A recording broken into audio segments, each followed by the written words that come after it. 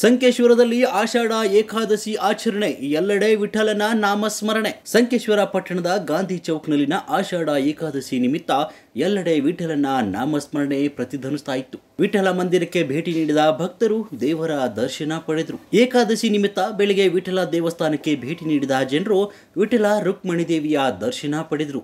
ಉಪವಾಸ ಕೈಗೊಂಡಿದ್ದ ಭಕ್ತರು ವಿಠಲ ಭಗವಂತನ ನಾಮಸ್ಮರಣೆ ಮೂಲಕ ವಿಶೇಷ ದಿನ ಆಚರಿಸಿದರು. ಮಂದಿರ ಪರಿಸರದಲ್ಲಿ ಪೂಜೆ, ಸಾಹಿತ್ಯ ಹಾಗೂ ಉಪವಾಸ ಪದಾರ್ಥ ಅಂಗಡಿಗಳು ಕಂಡು ಬಂದಿತ್ತು.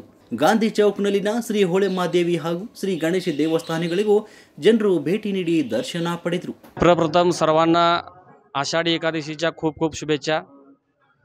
तुका म्हणे माझे हेची सर्व सुख, पाहिन रूप श्रीमुख. या उक्तीप्रमाणे आषाढी एकादशी निमित्त सर्व भाविक श्री पांडुरंगाच्या दर्शनासाठी सकाळपासून 6 वाजल्यापासून दर्शनाची रांग लागलेली आहे. तसेच श्री नामदेव तरुण मंडळ व इतर भक्तजनांच्याकडून श्री विठ्ठलास रुक्मिणीस महाअभिषेक करण्यात आला. तसेच भक्तांसाठी प्रसादाचा पण नियोजन केलेलं आहे.